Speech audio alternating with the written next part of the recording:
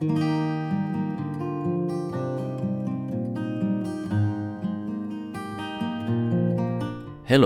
this is old Mr. Kent of MrKent.com, and in this video I'm going to go check on some projects that I covered a couple of videos ago, and we'll see if there's been any progress made.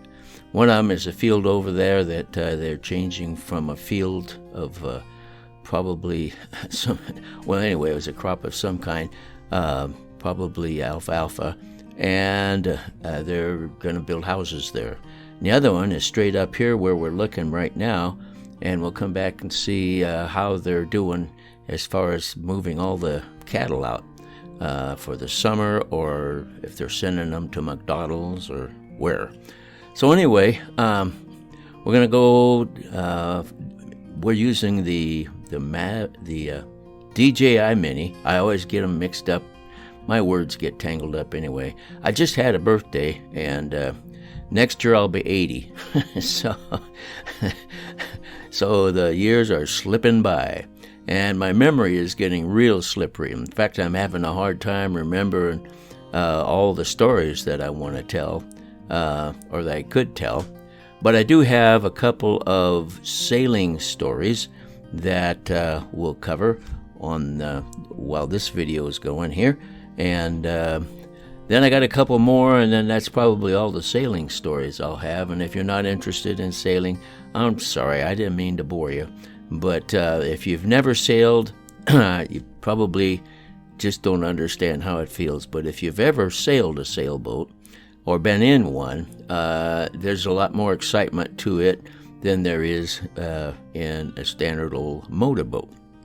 So anyway, back in the 70s, 1970 era, I had a 23-foot Aquarius sailboat, and it would sleep 5 people, and had a galley and a head, and it was pretty cramped, if you want to call them a galley and a head, but they were there, and so it made it was like in fact, I even hauled it on the trailer to go camping in a campground one time. So it was a very nice boat. So and it was fiberglass. So this first story I'll tell you is when well, first of all, let me explain about sailing. There are no 2 days of sailing that are the same. A sailboat needs a breeze in order to move, and man, it really does move when it's got a good breeze. And if you've never sailed, it's hard to explain, but when that sail goes up, it catches the moving air. We live at the bottom of a sea of air. We're on the bottom, and the air is moving, and so when it catches that big old sail, well, then it starts moving the boat through the water. Well, so like I said, there's no 2 days alike. There are days when you go out and then the wind dies, and if it's a really hot day, everybody goes swimming. But there's days when there's a nice breeze and you're sailing along, and it's just beautiful. And then there's days which are challenging because you got waves, huge waves, that are throwing the front of the boat up and down and up and down. But let's pause for a minute and take a look here. In my last video, I showed the guy digging this pit, and I explained that they would line it with plastic, and then they would fill it with water. Sometimes they put a well right next to it, but here you can see the water's flowing from a pipe. And when I was riding over to make the first video, I could see that they had this pipe connected to a fire hydrant at the end of the little road, which I'll show you here. So that's where they're getting their water for this, and they don't have to dig a well. So, because it normally, or so many times, you see them just digging a well, and there goes the pipe, and it runs down the street there, and you can see it as it goes right down to the end of that fence where there is a fire hydrant.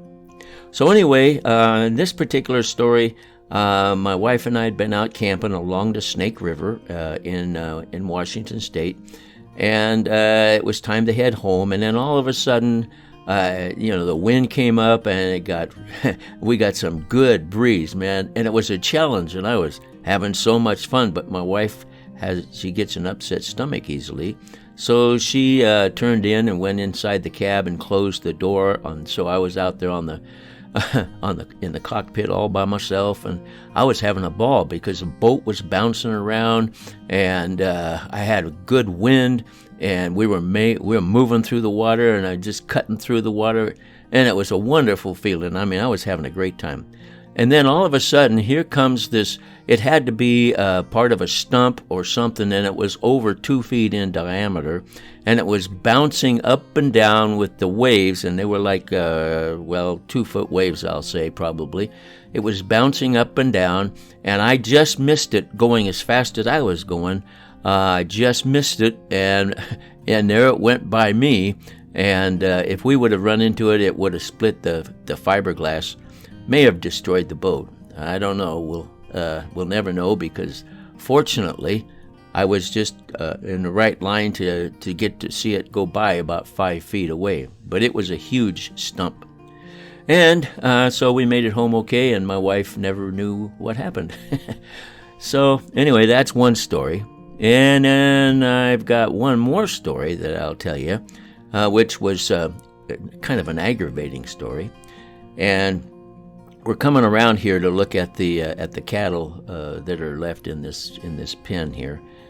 They had a whole bunch. They had a whole herd of cattle, and now there's just a couple left, as far as I know. So anyway, the second story, back in those days, in the 70s, there was a company called Heathkit. And Heathkit had electronic kits that you bought the kit, and then you followed their directions, and you could build all kinds of things. You could build a television set, test equipment, just all kinds of things. Well, they also made depth finders for boats. And so for my birthday, my wife gave me a gift of a Heathkit depth finder. And that was cool, because then I could sit down in the evening and solder and get it all put together. And so I got it all put together, and now we're sailing in the Snake River, and I got it all put together. And I won't tell you some of the things that go along with that, because it has to sound through the bottom of the boat. And there's a couple ways of doing that, but I won't get into the details.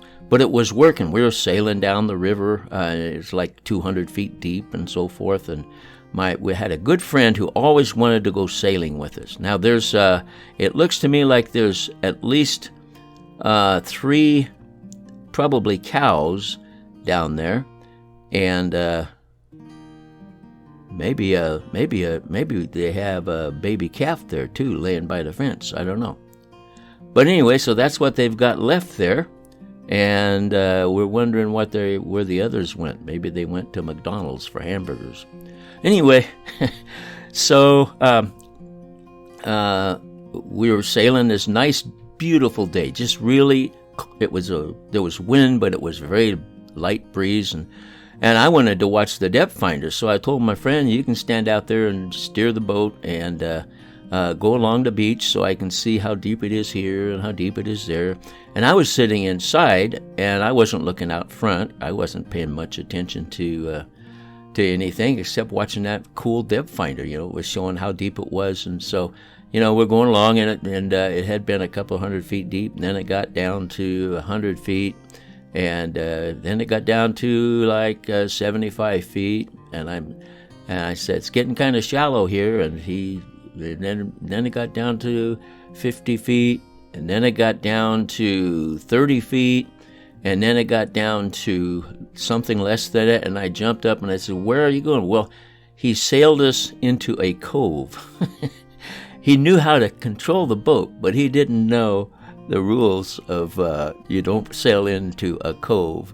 And so he was just following the beach like I told him to. He did exactly as I said, sailed us into a cove, and then, of course, we ran aground with the center board. It was dropped down, and all kinds of extra problems came along because of that. And we were in there for quite a while, and the wind was still blowing. And so we let the sails down and finally got everything figured around so that we could start the motor and get us out of there. But we were stuck really hard in rocky ground and rocky bottom.